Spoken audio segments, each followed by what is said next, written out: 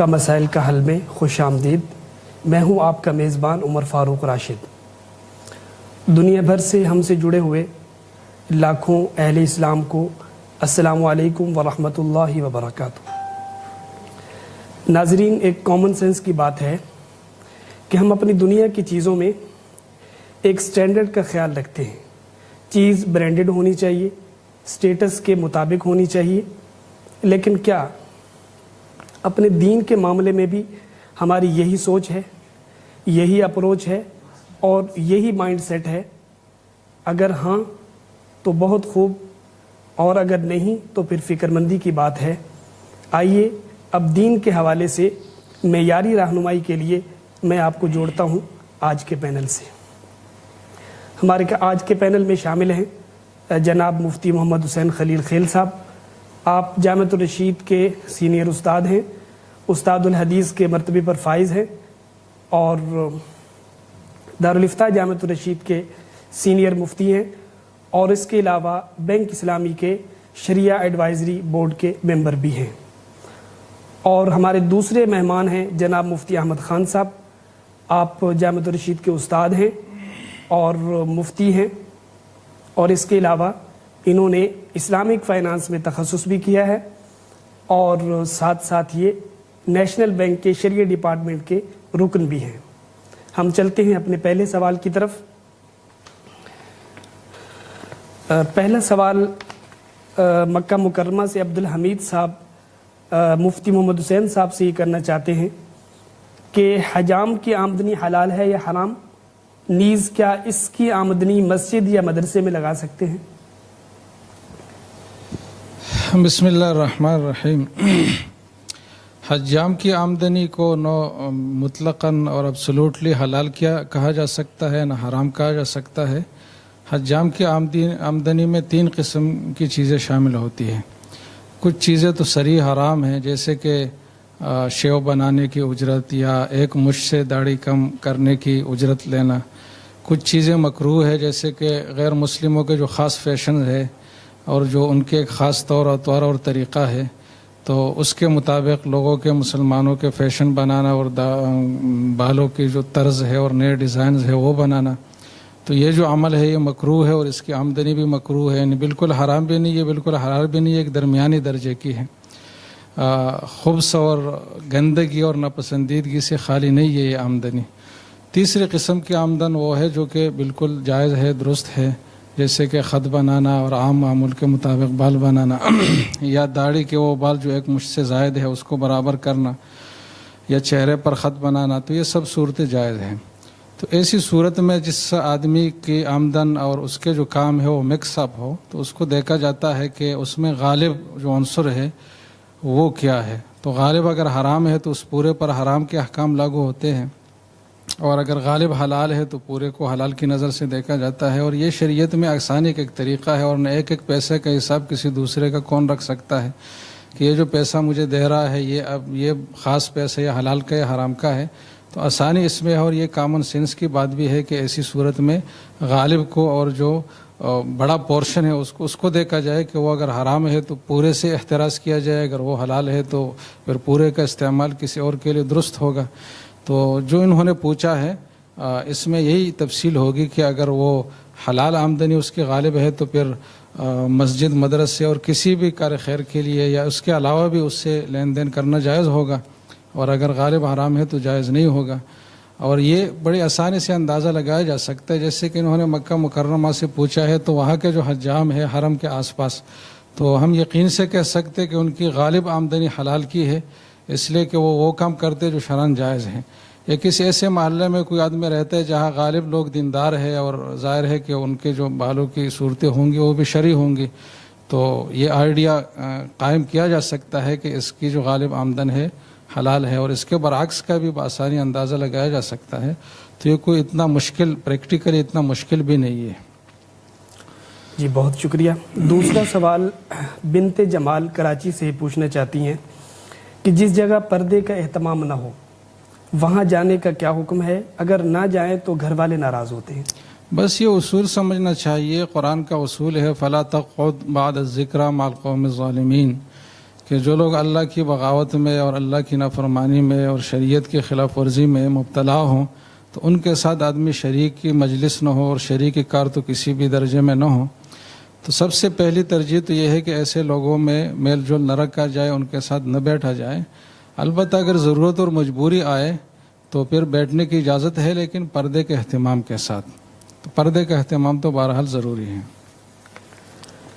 جی بہت شکریہ. اگلا سوال ہم مفتی احمد خان صاحب سے کرنا چاہتے ہیں. اسد خورشید صاحب کا یہ سوال ہے، کیا نماز پڑھتے وقت ویسٹ کوٹ کے بٹن بند کرنا ضروری ہے؟ بسم اللہ الرحمن الرحیم. نماز پڑھتے ہوئے نمازی کو اختیار ہے کہ چاہے ویسٹ کوٹ کے بٹن کھلے رکھے یا بند رکھے. انہیں شاید یہ جو سوال ان کے ذہن میں آیا اس کا منشا یہ ہے کہ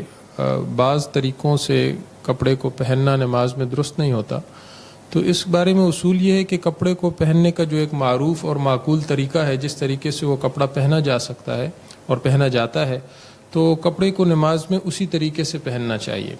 ایسا نہ ہو کہ اس کو غیر معروف طریقے سے پہنا جائے، جیسے اس کو عموماً نہیں استعمال کیا جاتا. تو ایسا کرنا نماز میں صحیح نہیں ہے. باقی چونکہ ویسٹ کوٹ میں دونوں طریقے ہی رائج ہیں، بعض لوگ اس کے بٹن کھلے رکھتے ہیں، بعض بند کرتے ہیں، تو اس میں کوئی حرج نہیں ہے، چاہے یہ بند رکھیں یا کھلے رکھیں، اس سے کوئی فرق نہیں پڑتا. جی بہت شکریہ. دوسرا سوال آپ سے عالیہ سعید کرنا چاہتی ہیں کہ اگر پلکوں یا بھووں میں سفید بال ہوں تو اسے نکال سکتے ہیں؟ دیکھیے، اگر 40 سال سے کم عمر ہے تو اس میں اگر سفید بال آئے ہیں تو یہ گویا کہ قبل از وقت ہیں. ایک طرح سے اس شخص کی، مرد یا عورت کی عمر جو ہے وہ ابھی گویا کم ہے، اور یہ سفید بال یوں سمجھے جا سکتے ہیں کہ قبل از وقت ہیں، تو انہیں تو نکالا جا سکتا ہے. لیکن یہ ذہن میں رہے کہ بھووں سے بال نکالنے سے مقصود یہ نہ ہو کہ بھووں کو پتلا کیا جائے، کیونکہ اس کی ممانعت ہے. جو بعض خواتین فیشن کے طور پر بھووں کو پتلا کرتی ہیں، تو اس میں احادیث میں صراحتاً اس کی ممانعت آئی ہے اور بلکہ وعید آئی ہے اس پر، تو اس لیے اس سے بچنا ضروری ہے. باقی سفید بال جو ہے اگر 40 سال سے کم عمر ہے تو نکالے جا سکتے ہیں، اور اگر 40 سال سے زیادہ ہو چکی ہے عمر تو پھر اس میں ان کو کوئی خضاب یا یعنی کوئی رنگ لگایا جا سکتا ہے. بالکل کالا سیاہ رنگ تو نہ لگایا جائے، باقی جو براؤن کلر ہے یا ڈارک براؤن کلر ہے تو وہ استعمال کیا جا سکتا ہے. جی بہت شکریہ. اگلا سوال ہم مفتی محمد حسین خلیل خیل صاحب سے کرنا چاہیں گے کہ کینیڈا میں ایک صوبے میں نقاب پر پابندی ہے، تو کیا اگر ہم پبلک مقامات میں نقاب نہ کریں کیونکہ اس سے ڈر اور فتنے کا اندیشہ ہوتا ہے، جبکہ اپنے لوگوں میں نقاب کر لیں تو کیا اس کی اجازت ہوگی؟ کینیڈا سے صبا مجید سوال کرتی ہیں. جی، اگر واقعی ایسی صورتحال ہے کہ پبلک جو مقامات ہے اس پر پردہ اور یہ جو شرعی پردہ ہے اس میں ان کے لیے مشکلات ہے اور عزت جان مال کا خدشہ ہے اور خطرہ ہے نقصان پہنچنے کا، تو ایسی مجبوری کی حالت میں اس کی اجازت ہے کہ چہرے کو کھلا رکھا جائے. لیکن اس میں بھی اہتمام بہت ضروری ہے کہ چہرے پر خوبصورتی کے اور جو میک اپ کا استعمال ہے وہ نہ کرے، بلکہ سمپل جو اللہ نے شکل دی ہے اسی طرز میں گھومے پھریں. اس کی تو اجازت بالکل نہیں ہے کہ باقاعدہ میک اپ کے ساتھ چہرہ کھول کر گھوما پھرا جائے، اس لیے کہ اس کی کوئی ضرورت نہیں ہے شرعاً. تو جہاں تک ضرورت ہے تو اس حد تک پھر اجازت ہے، اس سے آگے کی اجازت نہیں ہے. اگلا سوال طلحہ خان صاحب کا ہے. وہ پوچھتے ہیں کہ استخارے کا مکمل طریقہ تفصیل سے بتا دیجیے. بس انہوں نے تفصیل سے پوچھا ہے تو مناسب تفصیل میں کر لیتا ہوں. پہلی بات تو یہ سمجھنی چاہیے کہ استخارہ جو ہے یہ زندگی کا معمول اس کو بنانا چاہیے. صرف یہ نہیں ہے کہ زندگی میں ایک دو جو اہم موڑ اور مواقع آئے تو اس پر تو استخارے کا اہتمام ہو، اور روزمرہ کے جو کام ہے جو کسی درجے میں اہم ہوتے ہیں ظاہر ہے تو اس میں استخارے کا اہتمام نہ ہو. شریعت کی جو تعلیمات اور ہدایات ہے، احادیث کے جو الفاظ ہے، جیسے کہ بخاری کے الفاظ ہے کہ اذا ہم احدکم الامر فلیرکع رکعتین من دون الفریضہ. بخاری کی روایت کہ آدمی جو بھی اہم کام کا ارادہ کرے تو اس کے لیے استخارہ کرے. تو پہلی بات تو یہ ہے کہ ہر اہم کام کے لیے استخارہ کرنا چاہیے. اور ایک دوسری حدیث میں ہے کہ رسول اللہ صلی اللہ علیہ وسلم ہمیں استخارہ کی نماز اور طریقہ اور اس کی ترغیب ایسے دیتے تھے جیسے کہ قرآن کی صورتیں اور نماز کی ترغیب ہمیں دیتے تھے. تو یہ صحابہ کا معمول تھا، تو ہمارے زندگی کا بھی معمول ہونا چاہیے کہ روزمرہ کے کاموں میں بھی جو اہم کام ہے جس میں تھوڑا تردد ہو سکتا ہے آدمی کو، اس میں بھی ہم استخارہ کریں. پھر اشکال ہوگا کہ استخارے کا وقت، تو اس کا میں آگے جواب دوں گا کہ استخارے کے دو طریقے، ایک تفصیلی ایک مختصر ہے، تو مختصر کسی بھی وقت کیا جا سکتا ہے، اس کے لیے کوئی وقت کی دقت نہیں ہوتی۔ دوسری بات یہ کہ استخارہ کا طریقہ تو مسنون یہ ہے کہ غیر مکروہ وقت میں جو 3 اوقات مکروہ جس کا بار بار تذکر آ چکا ہے، ان کے علاوہ جو باقی اوقات ہے اس میں 2 رکعت نفل نماز پڑھی جائے، اس میں کوئی بھی 2 صورتیں پڑھی جائے، کوئی تخصیص نہیں ہے، دونوں میں صورتیں پڑھنا ضروری ہے۔ اور اس کے بعد جو دعا ہے مسنون استخارے کا، بہتر تو یہ ہے کہ عربی میں ہی وہ الفاظ ادا کیے جائے، اس لیے کہ عربی کے الفاظ میں جو جامعیت ہے اور اس میں جو برکت ہے وہ دوسرے زبانوں میں نہیں ہے، تو وہ الفاظ ہر ایک کو یاد ہونے چاہیے اور کوئی زیادہ مشکل بھی نہیں ہے۔ اللہم انی استخیرک بعلمک واستقدرک بقدرتک واسألک من فضلک العظیم فإنک تعلم ولا اعلم۔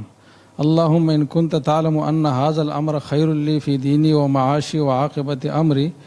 فاقدرہ ویسرہ لی ثم بارک لی فیہ، وإن كنت تعلم أن هذا الأمر شر لي في ديني ومعاشي وعاقبة أمري فاصرفه عني واصرفني عنه واقدر لي الخير حيث كان ثم أرزني به۔ اور بھی روایات میں الفاظ ہے، لیکن سب سے جو مختصر الفاظ ہے وہ یہ ہے، اور ان الفاظ کا مفہوم یہ ہے کہ اللہ میں آپ کے علم کا واسطہ دے کر اور آپ کے قدرت کا واسطہ دے کر آپ سے یہ دعا مانگتا ہوں کہ یہ جو کام میں کرنے جا رہا ہوں، اگر اس میں میرے لیے خیر ہے اور بھلائی ہے تو یہ میرے لیے مقدر فرما، اور اگر شر کا پہلو ہے تو مجھے اس کام سے موڑ لے اور اس کام کو مجھ سے موڑ لے اور مجھ سے یہ کام نہ کرائے۔ تو یہ اس دعا کا مفہوم ہے، اور اس دعا میں جو جامعیت ہے وہ ایک الگ مستقل موضوع ہے۔ تو یہ دعا کہی جائے، پڑھی جائے، اور اس کے بعد پھر دل کے رجحان کا اعتبار ہے کہ دل کا رجحان جس طرف ہو جائے تو اس پر عمل کیا جائے۔ اگر ایک بار نماز پڑھنے سے، استخارہ کرنے سے دل کا رجحان نہ ہو تو دوسری بار، یہاں تک کہ 7 بار تک لکھا گیا ہے، بلکہ حضرت عمر رضی اللہ عنہ کے بارے میں ہے کہ انہوں نے ایک چیز سے متعلق 1 ماہ تک مسلسل استخارہ کیا۔ تو بہتر تو یہ ہے کہ دل کے اطمینان کسی ایک طرف قائم ہونے تک یہ نماز مسلسل پڑھی جائے، اور جب اطمینان ہو جائے تو اس جانب پھر اس کام کو کیا جائے، اور جب تک تردد کی صورت ہو تو اس کو جاری رکھا جائے۔ لیکن اگر بہت زیادہ جاری رکھنا مشکل ہو تو اس کی بھی اجازت ہے، اور یہ بھی استخارہ کے برکات کے نیچے یہ بات آ رہی ہے کہ آپ وہ کام جس کو آپ اپنے خیال کے مطابق یا اپنے وسائل کی روح سے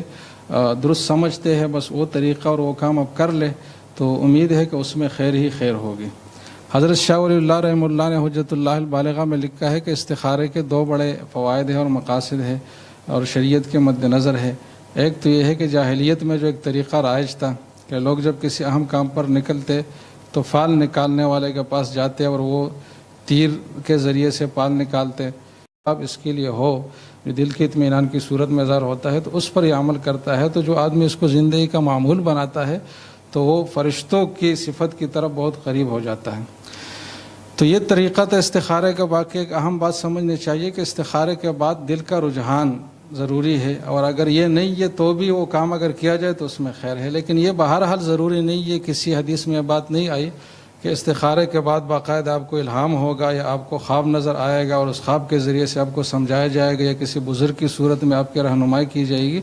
تو ایسی کوئی بات نہیں ہے۔ یہ اضافی پیون ہے جو ہم نے استخارے میں لگائے ہیں۔ حضرت مفتی رشید احمد صاحب رحمہ اللہ نے خطبات الرشید میں بڑی تفصیل پر اس پہ بات کی ہے کہ ہم نے 5-6 غیر ضروری چیزیں اس میں لگائی ہے کہ استخارہ کی نماز بالکل سونے سے پہلے پڑھی جائے، اس کے فوراً بعد سویا جائے، پھر دائیں کروٹ پر اور مسنون طریقے سے، اور پھر خواب نظر آئے گا اور پھر یہ ہوگا وہ ہوگا۔ تو یہ ساری باتیں یہ غیر ضروری ہے، جو ان استخارے کے حوالے سے غیر ضروری ہے۔ باقی جو سونے کا مسنون طریقے وہ تو ہر وقت اختیار کرنا چاہیے۔ تو استخارہ دن رات میں کسی بھی وقت کیا جا سکتا ہے، اور یہ اس کا طریقہ ہے اور اس کی بڑی اہمیت ہے۔ باقی اگر کسی جگہ لمبا استخارہ مشکل ہو، جیسے کہ آپ نے مثلا سفر پر جانا ہے، 2 ہی راستے آپ کے پاس، تو آپ فوری فیصلہ کرنا چاہتے ہیں تو اس کے لیے مختصر دعا ہے اللہم اخر لی واختر لی۔ اگر یہ دعا پڑھی جائے اس نیت سے کہ جو خیر ہو میرے لیے مقدر ہو، اور پھر آپ ایک جانب شروع کریں تو اس میں خیر ہی خیر ہوگی۔ اگر اس استخارے کے بعد بھی خیر کا پہلو آپ کے زعم اور خیال کے مطابق سامنے نہ آئے تو بھی پریشان نہیں ہونا چاہیے، بلکہ یہ خیال رکھنا چاہیے کہ اللہ تعالیٰ نے مجھے بڑی مصیبت سے بچایا چھوٹی مصیبت پر، اور یہ کہ یہ چیز بظاہر تو مصیبت اور نامناسب لگ رہی ہے، لیکن عین ممکن ہے کہ عاقبت اور انجام کے لحاظ سے میرے لیے مفید اور اہم ہو۔ اور ایسا بہت مرتبہ ہوتا ہے کہ ہم ایک چیز کو جس وقت ہمارا سامنا ہوتا ہے نامناسب یا اپنے لیے باہر سمجھتے ہیں، لیکن بعد میں جب اس پر سوچتے ہیں نتائج پر تو ہمیں یہ نظر آتا ہے کہ اسی میں ہمارے لیے خیر تھی۔ تو استخارے کے بعد پھر شک و شبہ میں اور اللہ کے فیصلے پہ متردد رہنے میں پھر نہیں پڑنا چاہیے، بلکہ اسی میں خیر سمجھنا چاہیے، اسی میں نفس کا اطمینان بھی ہے اور اللہ پر حسن ظن کا تقاضا بھی یہی ہے۔ مفتی صاحب، اس سے یہ سمجھ میں آتا ہے کہ جو استخارہ نکلوانے کی بات ہوتی ہے، دوسرے لوگ کہتے ہیں کہ ہم آپ کے لیے استخارہ کریں گے، تو اس کی کوئی حقیقت نہیں۔ جی، اس کی کوئی حقیقت نہیں ہے، اور استخارہ کے جو الفاظ ہیں اس دعا کے، اس میں سب متکلم کے صیغے ہے کہ میں یہ کام کرتا ہوں، میں تو جو کام خود کرنے کا ہے وہ دوسرے سے کیسے کرا جا سکتا ہے؟ تو اس کے کئی ثبوت نہیں ہے اور یہ ایک بے بنیاد چیز ہے۔ جی بہت شکریہ، بہت تفصیل سے جواب دے رہے تھے حضرت مولانا مفتی محمد حسین خلیل خیل صاحب۔ انہوں نے پوری تفصیل بتائی، جزیات بتائیں، جو ذہن میں اشکالات آ سکتے ہیں وہ بھی ذکر کیے، اور جو غلط طریقے رائج ہیں ان کو بھی انہوں نے ذکر کیا۔ تو جو صاحب یہ استخارہ کرنا چاہیں انہیں چاہیے کہ درست طریقے کے مطابق کریں اور دعا کو یاد کر کے پھر اس کے بعد اس پر عمل کریں۔ اب ہم چلتے ہیں مفتی احمد خان صاحب کی طرف۔ مفتی صاحب، جس شخص کا بیت الخلاء میں انتقال ہوا، کیا یہ اس بات کی دلیل ہوگی کہ وہ شخص فاسق و فاجر تھا؟ شاہ رخ احمد کراچی سے پوچھ رہے ہیں۔ دیکھیں، کسی شخص کا فاسق یا فاجر ہونا اس کے اپنے اختیاری اعمال کی وجہ سے ہوتا ہے، یعنی انسان اپنے اختیار سے صحیح عقائد اختیار کرتا ہے، اچھے اعمال اختیار کرتا ہے، تو یہ اس کے نیک ہونے کی دلیل ہے۔ اور ایک شخص اپنے اختیار سے غلط عقائد اختیار کرتا ہے یا غلط اعمال وہ اختیار کرتا ہے، تو یہ اس کے فاسق یا فاجر یا غیر مسلم کافر ہونے کی دلیل ہے۔ جو حالات انسان کے اوپر غیر اختیاری طور پر آتے ہیں، مثلا کسی کا کوئی ایکسیڈنٹ ہو گیا، کوئی کسی بیماری میں مبتلا ہو گیا، چاہے وہ حالات اچھے ہوں یا برے ہوں، ان کو ہم براہ راست کسی کے لیے اس کے اچھا یا برا ہونے کی دلیل نہیں بنا سکتے،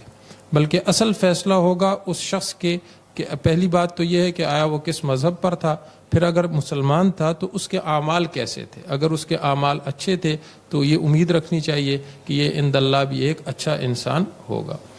تو بہرحال کسی شخص کا اگر بیت الخلاء میں انتقال ہو گیا تو ظاہر ہے یہ اس کے کوئی اپنا اختیاری عمل نہیں ہے، تو محض بیت الخلاء میں انتقال کو اس کے فاسق یا فاجر ہونے کی دلیل نہیں بنایا جا سکتا۔ اس کی باقی زندگی کے اعمال دیکھے جائیں گے۔ اگر واقعی وہ کوئی بدعمل شخص تھا، بدعقیدہ شخص تھا، کسی برائی کا، برے عقائد کا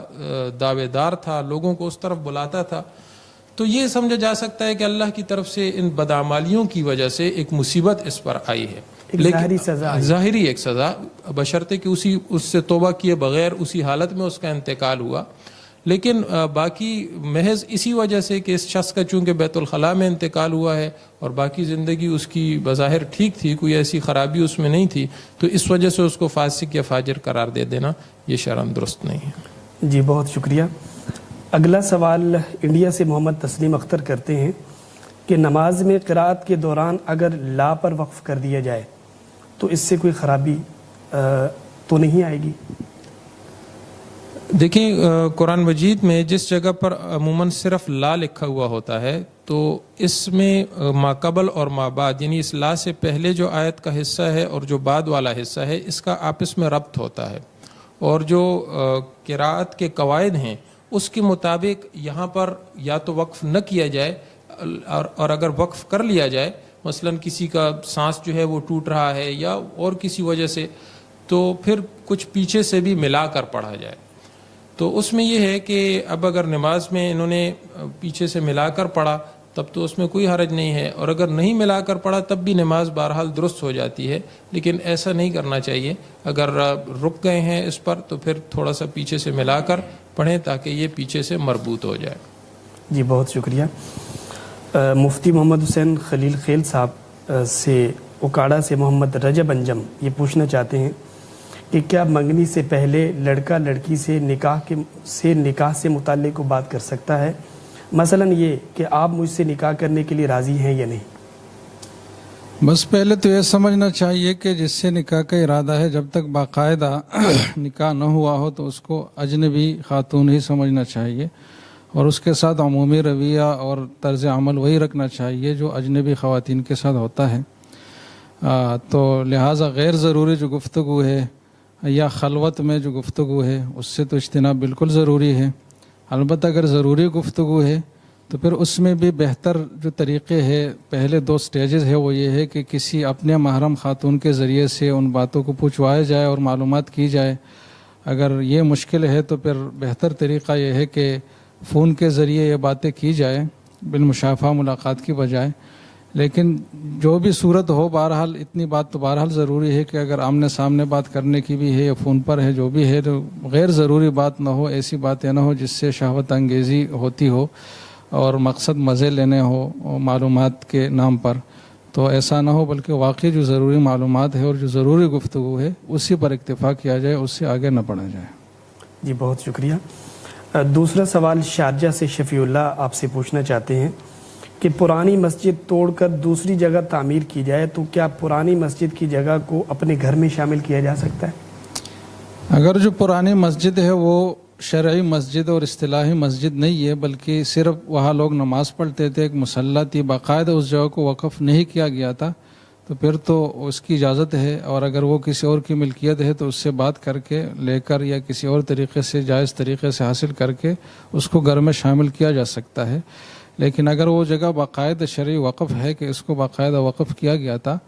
تو پھر اس کو دوسرے کسی بھی مصرف میں استعمال نہیں کیا جا سکتا، اس کو مسجد کی حیثیت میں ہی باقی رکھنا ضروری ہے،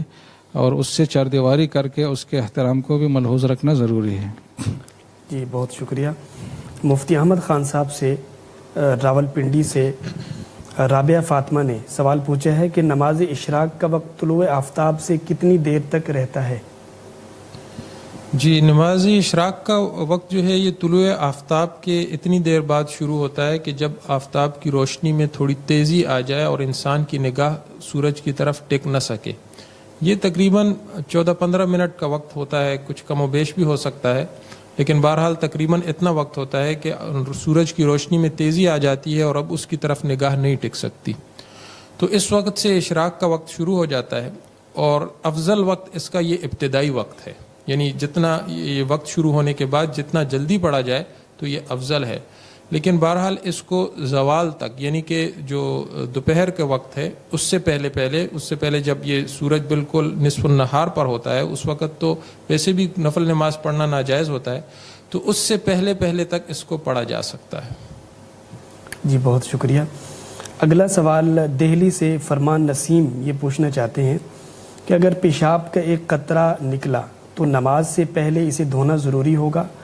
اور اگر بغیر دھوئے نماز پڑھ لی جائے تو نماز ہو جائے گی یا نہیں؟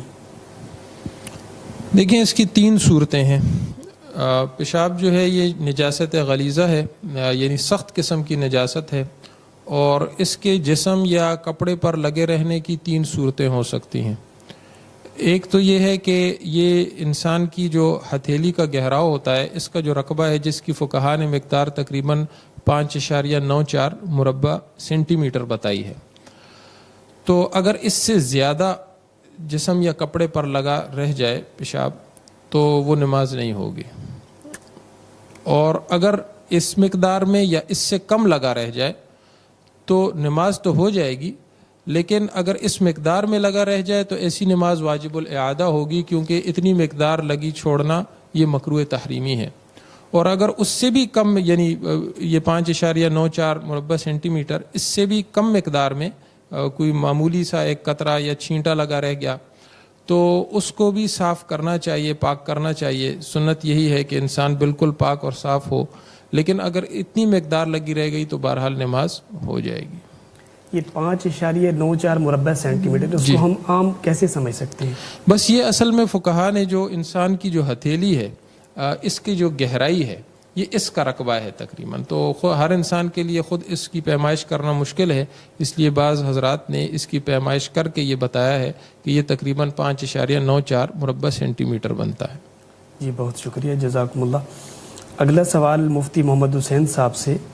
محمد رفیع سوال کرتے ہیں کہ مسجد میں اذان سننے کے بعد کسی ضرورت سے نکل کر کسی اور مسجد میں جا کر نماز پڑھنا کیسا ہے؟ بس پہلی بات تو یہ کہ یہ عمل مکروہ ہے، اس کے حوالے سے حدیث بھی ہے، فقہاء کرام نے بھی اس کو مکروہ لکھا ہے، لیکن ضرورت کی استثناءات فقہاء کے کلام میں موجود ہے کہ اگر کوئی دوسری جگہ امام ہے اور اس کے نہ ہوتے ہوئے لوگوں کی جماعت منتشر ہو جاتی ہو، اسی پر لوگ اکٹھے ہوتے ہو، یا مؤذن ہے، کوئی اور انتظام نہیں ہے، یا اس کے علاوہ بھی کوئی ضرورت ہو سکتی ہے، تو ضرورت کی اور واقعی ضرورت ہے اور اسی وقت کرنا اس کام کا ضروری ہے، پھر تو نکلنے کی گنجائش ہے۔ لیکن اگر واقعی اور شدید ضرورت نہ ہو تو پھر یہ عمل مکروہ تحریمی ہے، تو اس سے اجتناب ضروری ہے۔ اور یہ بھی یہاں سمجھنا چاہیے کہ مسجد سے نکلے تو نکلنے کے بعد تو پہلی ترجیح یہی ہونی چاہیے کہ اسی مسجد میں آئے جہاں اس نے اذان سنی اور جہاں سے نکلا ہے، لیکن اگر دوسری مسجد میں جائے جماعت کرے تو بھی گنجائش ہے، لیکن یہ کہ نکلے بھی ہے اور جماعت ہی چھوڑ لے تو یہ تو بہت ہی شدید جرم ہے، سنگین گناہ ہے، اس سے تو بہرحال اجتناب ضروری ہے۔ جی بہت شکریہ۔ سعودی عرب سے عمر یہ پوچھتے ہیں کہ کیا سفارش جائز ہے؟ سفارش کسی کو ایک خارجی وجہ سے آگے کرنے کی ایک صورت ہے،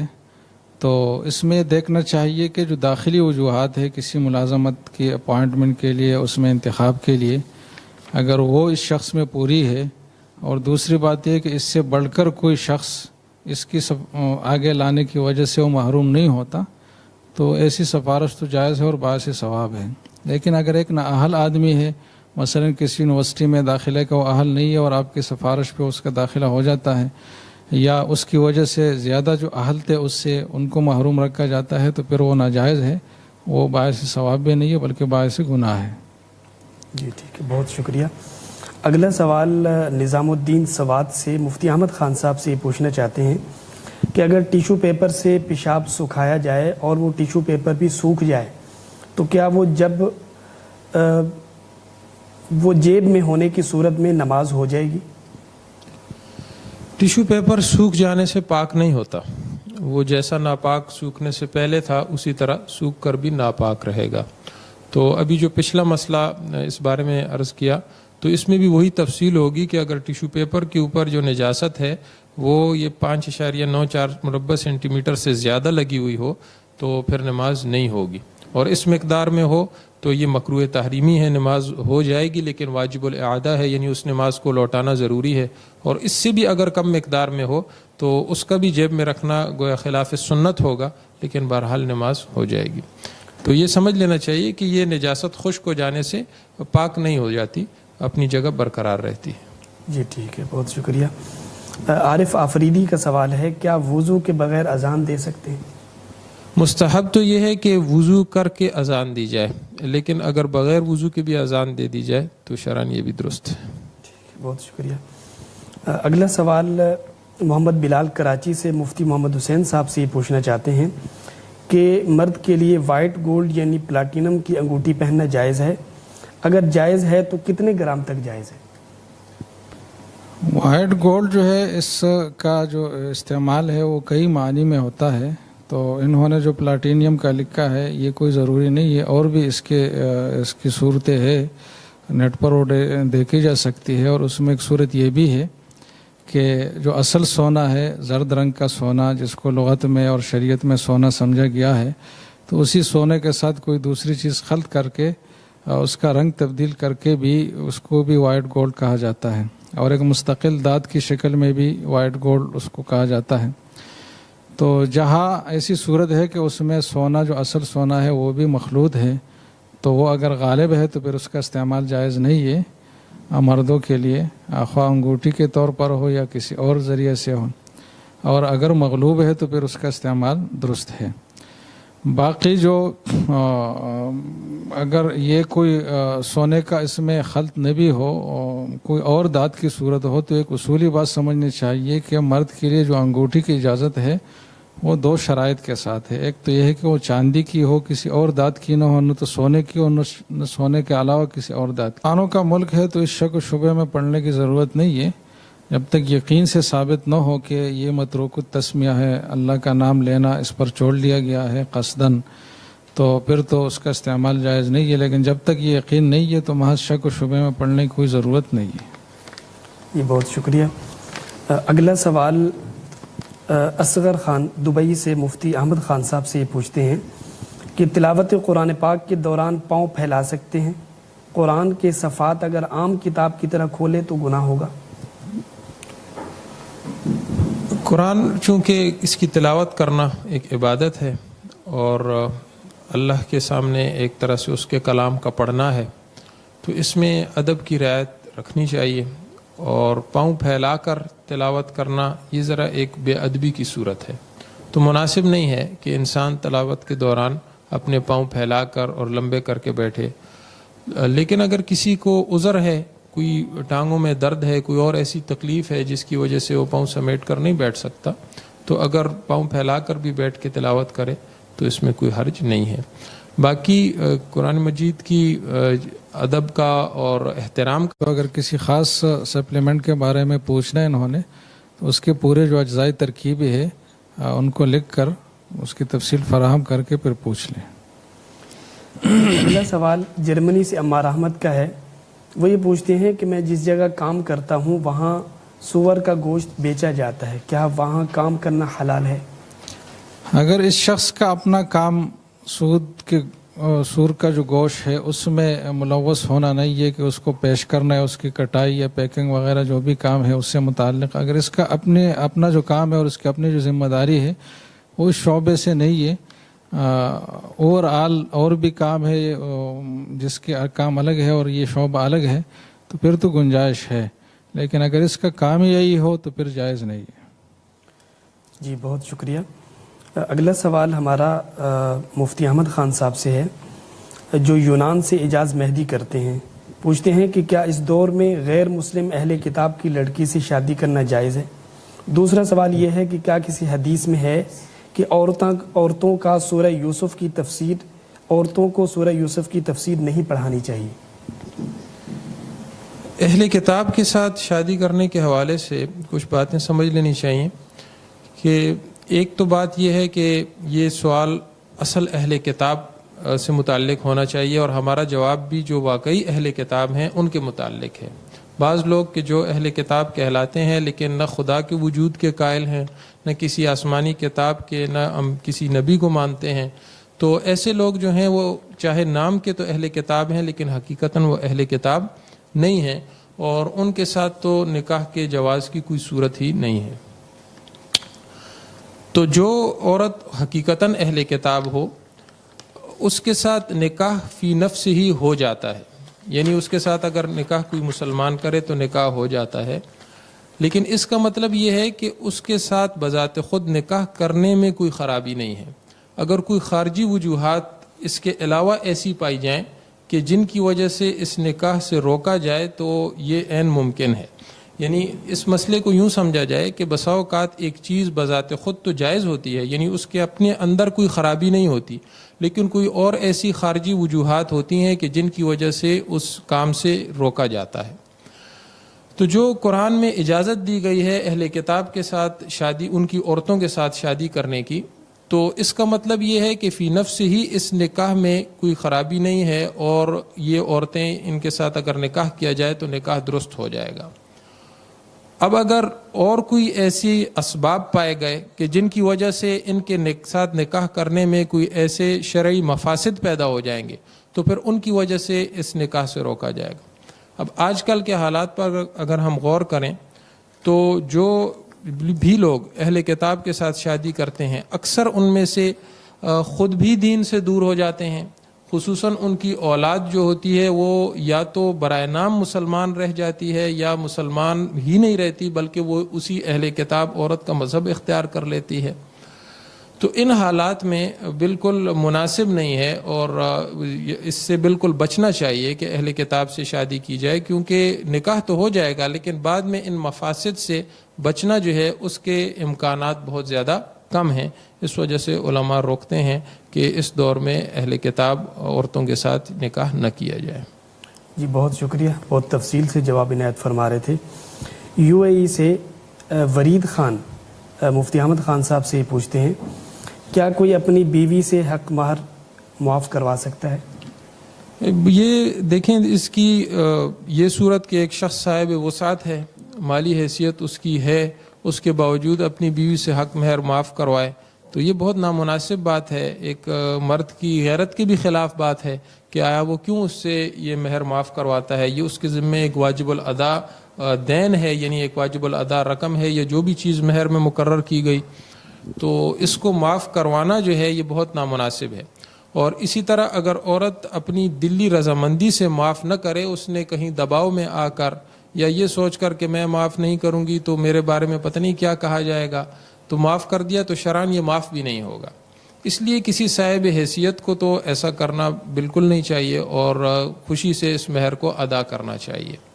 اور اگر ایک شخص واقعی ادا کرنے کی استطاعت نہیں رکھتا، کوئی ایسے اس کے اوپر فقر و فاقہ کے حالات ہیں، اس وجہ سے وہ معاف کرتا ہے اور یہ بھی اس کو غالب گمان ہے کہ بیوی نے اپنی دلی رضامندی سے معاف کر دیا ہے، تو پھر اس صورت میں وہ مہر معاف ہو جائے گا۔ جی اگلا سوال مفتی محمد حسین خلیل خیل صاحب سے عثمان آوان یہ پوچھتے ہیں کہ زیبرا، کینگرو، بطخ اور اگا بگا حلال ہیں یا حرام؟ بس ایک اصولی بات میں عرض کروں کہ جو جانور ایسا ہے جو درندہ ہے، یعنی اپنے دانتوں سے شکار کر کے اپنے لیے غذا کا انتظام کرتا ہے، یا خبیث جانور ہے کہ محض گندگیاں کھا کر ہی اکثر اس کے خوراک کا حصہ جو ہے وہ گندگی اوپر مشتمل ہو، تو ایسے جانوروں کو شریعت نے حرام کیا ہے۔ اس کے علاوہ جو جانور ہے جن میں نہ تو درندے ہیں نہ گندگی ان کی غالب خوراک ہے، تو ان کی پھر اجازت ہے۔ تو یہ جو انہوں نے زیبرا اور کینگرو اور بطخ کا لکھا ہے، کینگرو تو ایسی چیز ہے جو گھاس خور ہے اور اس میں درندگی بھی نہیں ہے اور کوئی گندگی کی طرف جو ہے کہ گندی چیزیں کھاتا ہو ایسا بھی نہیں ہے۔ بطخ اور زیبرا تو واضح ہی ہے۔ اگا بگا کے حوالے سے مجھے پتہ نہیں چلا کہ اس سے مراد کون سا جانور ہے، نیٹ پر بھی میں نے سرچ کیا اس نام سے لیکن کوئی نہیں ملا، تو اس جانور کی اگر وہ تفصیلات بتا رہے تو اس کا حکم بھی واضح کیا جائے گا۔ جی بالکل۔ اگلا سوال محمد عمر لاہور سے مفتی محمد حسین صاحب سے یہ پوچھنا چاہتے ہیں کہ ایک شخص کا بڑا ریسٹورنٹ ہے، وہ اس کی بجلی رشوت دے کر ریزیڈینشل سے کمرشل کرواتا ہے، یا گیس حاصل کرنے کے لیے رشوت دیتا ہے، یا پارکنگ کی جگہ کے لیے پولیس والوں کو رشوت دیتا ہے، کیا ان چیزوں کی وجہ سے ریسٹورنٹ سے حاصل ہونے والی آمدنی حرام ہو جائے گی؟ نہیں، ریسٹورنٹ کی آمدنی تو اس پر ہے کہ وہ کون سی چیزیں اس میں بیچی جاتی ہے، اس کے حساب سے اس کی آمدنی کا حکم ہوگا۔ باقی جو اضافی چیزیں ہیں جو کاروبار میں ممد و معاون تو ہے لیکن وہ اصل میں کاروبار کا بنیادی ایسٹ اور اثاثہ نہیں ہے، تو اس پر مدار نہیں ہوگا آمدن کا، تو یہ کام تو اس کا ناجائز ہے، حرام ہے، لیکن اس کی وجہ سے آمدن اس کی حرام نہیں ہوگی۔ اگلا سوال ہم مفتی احمد خان صاحب سے پوچھنا چاہیں گے، جو کہ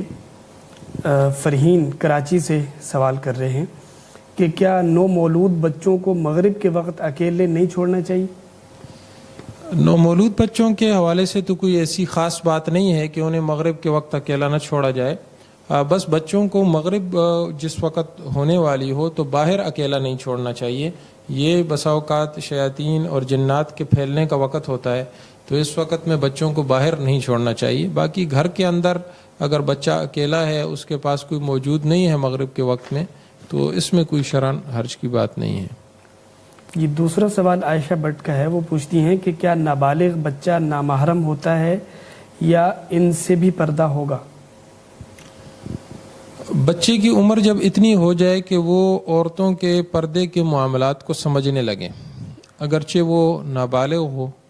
تو اس سے پھر پردہ کرنا چاہیے۔ گویا اس کا مدار بچے کی بلوغت پر نہیں ہے، بلکہ اس پر ہے کہ اس بچے میں یہ شعور اور سمجھ بوجھ پیدا ہو چکی ہے کہ اب وہ عورتوں کے پردے کے معاملات کو سمجھنے لگا ہے، تو بس اب پھر اس سے پردہ کرنا چاہیے۔ عادتاً تقریباً 10 سال کے لگ بھگ بچوں کے اندر یہ سمجھ بوجھ اور شعور پیدا ہو جاتا ہے، تو اتنی عمر کے بچے سے پردہ پھر کرنا چاہیے۔ جی بہت شکریہ۔ اگلا سوال مفتی محمد حسین خلیل خیل صاحب سے عاصم انڈیا سے پوچھتے ہیں کہ نجی کمپنیوں میں یا سرکاری اداروں میں ماحول ایسا ہے کہ لوگ مینیجر کو رشوت دے کر ٹھیکہ لیتے ہیں اور مینیجر کی طرف سے رشوت دینے والے کو بآسانی ٹھیکہ مل جاتا ہے۔ بعض اوقات یہ رشوت تحفے کی شکل میں بھی ہوتی ہے، کیا اس طرح ٹھیکہ لینا درست ہوگا؟ بس رشوت جس بھی نام سے دی جائے وہ تو رشوت ہی ہوگی. باقی اس کے جائز ہونے نہ ہونے کے حوالے سے تفصیل یہ ہے کہ اگر اس شخص میں اس مطلوبہ کام کی صلاحیت ہے, اس کے لیے جو رولز ریگولیشن اور جو شرائط تھی وہ اس میں موجود ہیں,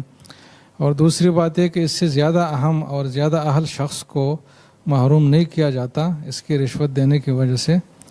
تو پھر تو اس کی اور اس کے علاوہ کوئی اور صورت اس کے پاس ہو بھی نہیں تو پھر تو گنجائش ہے. لیکن اگر اپنی اہلیت میں اگر کمی ہے یا کسی اور کو پیچھے دھکیل کر یا مساوی درجے کے لوگوں میں سے ایک آگے جا کر باقیوں کو محروم کر کے, تو اس کی اجازت نہیں ہے پھر. جی اگلا سوال شوقی کراچی سے کرتے ہیں کہ کسی نے خریداری کے لیے پیسے دیے مگر کسی رعایتی اسکیم کی وجہ سے وہ چیز ان پیسوں سے سستی مل گئی, تو کیا وہ بچت میں رکھ سکتا ہوں؟ نیز اگر اسکیم ایسی ہو مثلا 400 کی خریداری پر کچھ رعایت ہو اور کسی نے خریدنے کے لیے 200 یا 300 دیے اور باقی میں نے ملائے, اس طرح 400 کی مجموعی خریداری پر جو رعایت حاصل ہوئی کیا وہ مکمل میں رکھ سکتا ہوں؟ بس یہ اصول سمجھنا چاہیے کہ جس آدمی کو وکیل یعنی ایجنٹ بنایا جائے کسی کام کا, تو اس وکیل کے ساتھ جو بھی رعایت ہو وہ موکل جو اس کا پرنسپل ہے اس کے ساتھ ہی وہ رعایت شمار ہوگی. لہٰذا اس کو اگر چیز سستی ملی ہے, اگرچہ اس کے جان پہچان کی وجہ سے تعلقات کی وجہ سے کیوں نہ ہو, تو وہ رعایت یہ اپنے پاس نہیں رکھ سکتا, وہ رعایت موکل کو ہی منتقل کرنا ہوگی اس کو, اور خلاصہ یہی ہوگا کہ اس سے اتنی ہی رقم لے گا جو اس نے ادا کی ہے, اس سے زیادہ یا پوری رقم اس سے نہیں لے سکتا. جو بھی رقم اس نے دی ہے اتنی ہی اس سے لے سکتا ہے, اور رعایت بھی اس کی طرف وہ منتقل کرے گا. باقی یہ جو دوسری صورت انہوں نے کہ 400 کی مجموعی خریداری پر رعایت حاصل ہونی تھی اور اس میں کچھ خریداری اس نے اپنی بھی کر لی, تو اس صورت میں جو بہتر طریقہ ہے وہ یہی ہے کہ اس خریداری کے تناسب کو دیکھا جائے کہ اس کی اپنی خریداری کتنی ہے اور وہ جو موکل کی تھی وہ کتنی ہے, تو وہ جو اضافی رقم ہے رعایت والی یا انعام والی وہ بھی اسی تناسب سے تقسیم کی جائے. جی بہت شکریہ. مفتی احمد خان صاحب راشد تبوک سے آپ سے یہ پوچھنا چاہتے ہیں کہ ہم 2 بھائی ہیں, میرے بڑے بھائی کی شادی والد صاحب نے بہت خرچہ کر کے کی ہے, جبکہ میری شادی میں نے خود اپنی کمائی سے کی ہے. اب ہم الگ ہو رہے ہیں, کیا ایسی صورت میں میرا بڑا بھائی پر کوئی حق ہوگا؟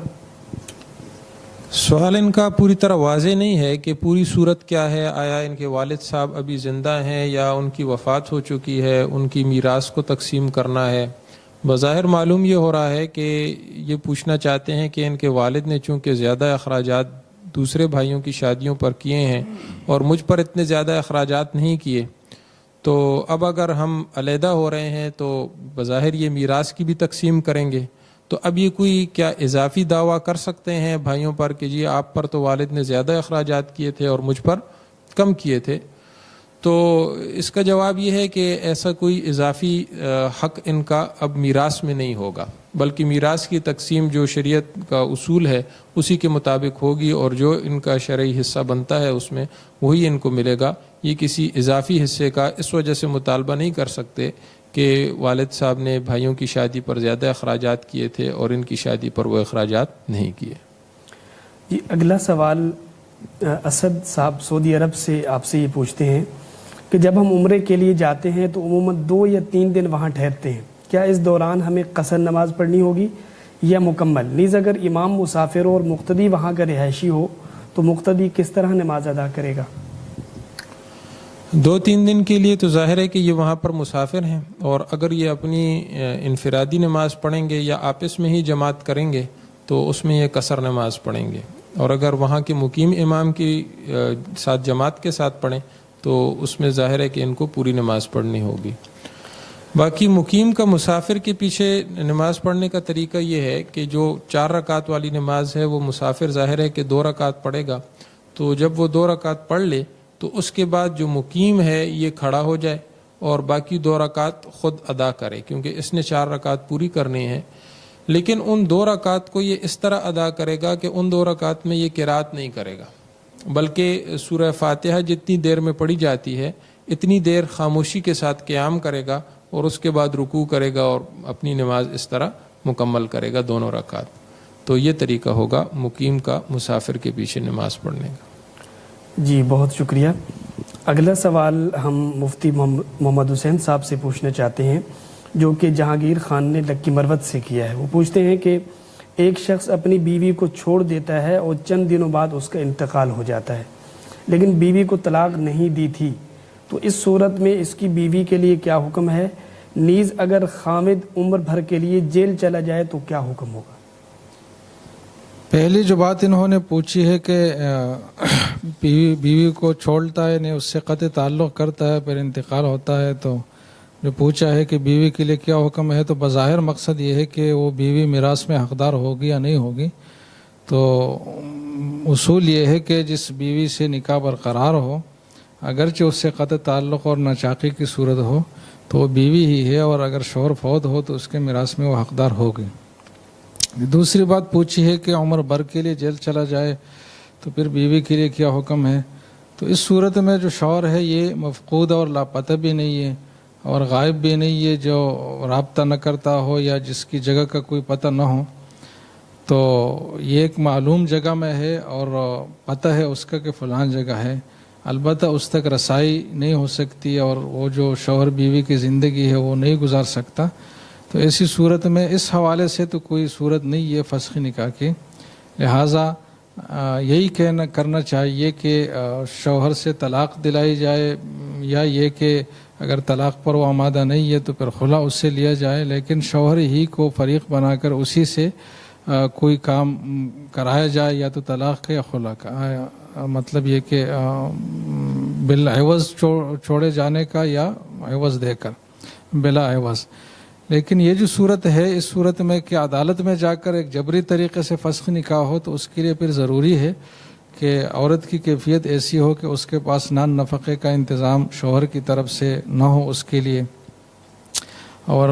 اگر نان نفقے کا انتظام ہے تو لیکن جو ایک طبعی تقاضا ہے ازدواجی تعلقات کا، اس کی وجہ سے بیوی کو یہ قوی خدشہ ہے کہ میں کسی گناہ میں مبتلا ہو جاؤں گی اگر اس طرح شوہر سے فرقت رہے، تو ایسی صورت میں پھر عدالت میں جا کر باقاعدہ اپنی ان چیزوں کو بنیاد بنا کر فسخ نکاح کا دعویٰ کرے، اور قاضی پھر اپنے حساب سے تحقیق کر کے اگر وہ یہی سمجھے کہ اس خاتون کے مشکل کے حل کی کوئی صورت نہیں ہے تو پھر وہ فسخ نکاح کا فیصلہ بھی دے سکتا ہے فقہ شافعی کے مطابق، تو اس پہ پھر آخری درجے میں عمل ہو سکتا ہے۔ لیکن سب سے پہلے جو کوشش کرنی چاہیے وہ طلاق یا خلا لینے ہی کی کرنی چاہیے، کیونکہ بالکل بے غبار بات ہے اور چاروں مذاہب کے حوالے سے اس میں کوئی اشکال نہیں ہے،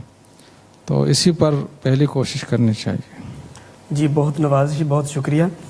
اگلا سوال مفتی احمد خان صاحب سے مانسیرہ سے مرتضیٰ پوچھتے ہیں کہ ایک بندہ سفر پر ہے،